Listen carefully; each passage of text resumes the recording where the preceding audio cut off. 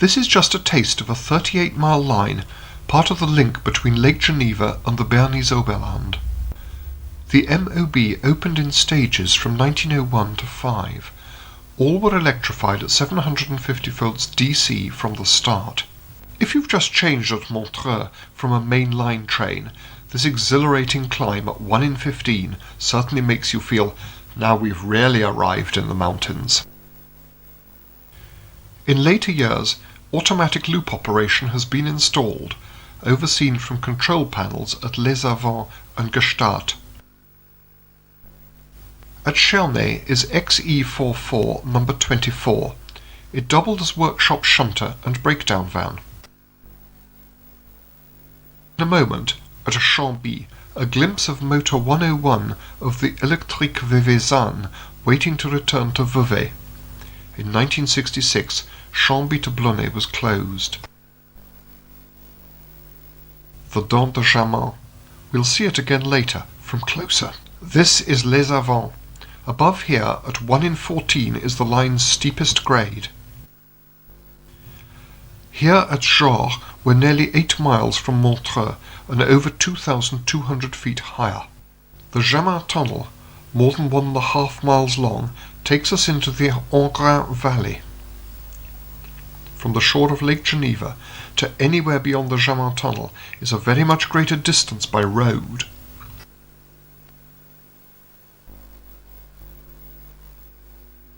This is Allières.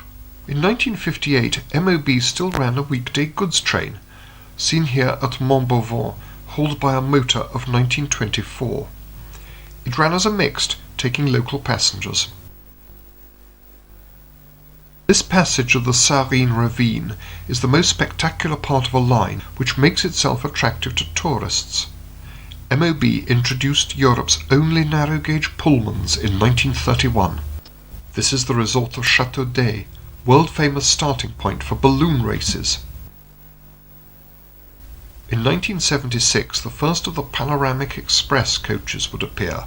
The concept developed, Golden Panoramic and Crystal Panoramic now run. The halt is Les Combes. The westbound goods waits at Flandru, again a 1924 motor.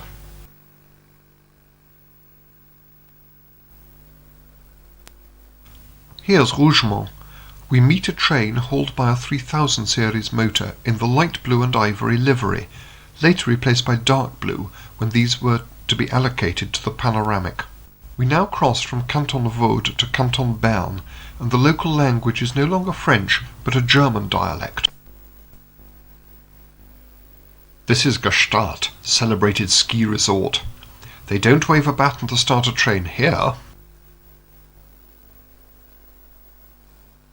Climbing out of Gstaad, we look back to Gumflou on the left and Rublihorn on the right. Both are about 8,000 feet high. This station, Schönried, has since been rebuilt. The village has also grown. Along here is the MOB's highest point, over 4,000 feet above the sea, where we cross into the Simmer Valley. Unfortunately for the MOB, the long-planned mixed-gauge to Interlaken has yet to be financed. That would allow through trains from Montreux to Lucerne via the Brunig Pass, or to Lauterbrunnen at the foot of the Jungfrau. Below us now is Zweisimmen at the end of meter-gauge track. The lucrative tourist traffic is put off by changes of train.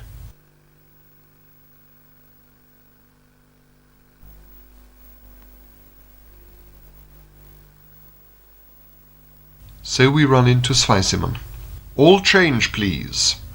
MOB also has a branch 8 miles up the valley to Lenk. This totally rack mountain line starts virtually underground at the far back of Montreux station. Although filmed in 1981, little had changed since the 1960s. Here's a glimpse of number 101 as rebuilt in 1979 from our 70-year-old loco number 1. That first loop and halt was Les Planches. Château de Chillon by the lake shore. The motorway on the hillside has appeared since the 60s. Tauvert halt. We've just ridden the later part of this line. Glion was reached by a funicular in 1883, so it became the starting point, in 1892, for the rack line up the mountain. Opposite the depot is Loco number 2 of 1909, unrebuilt. That sign's all there is of a halt. Across the valley you can see the M.O.B. train. It'll be about half a mile below Les Avants. Resuming the history. When the steam rack line opened from Glion, most travellers had to reach it by the funicular from Térité, off-putting for leisure travel. So in 1909 the rack line was extended down to Montreux. Glion down to Montreux opened as 850-volt DC electric, but steam ruled above Glion until 1938. The design of both descending cars dates from 1938, as does ours. Recently, Caux has become the lower station of a summer weekend steam operation. SLM has built them an oil-fired engine designed for one-man operation. So Caux now has water and oil facilities, although the steam loco is based at Glion depot.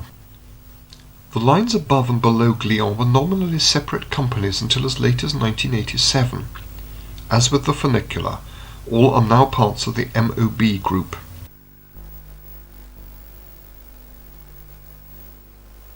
On the M.O.B. ride, I promised you a closer view of the Dent de Chemin.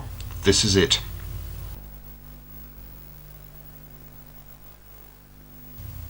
Above Glion, the ruling gradient is 1 in 4.5.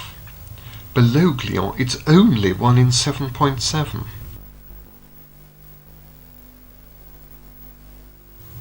Down in the valley is Les Avants.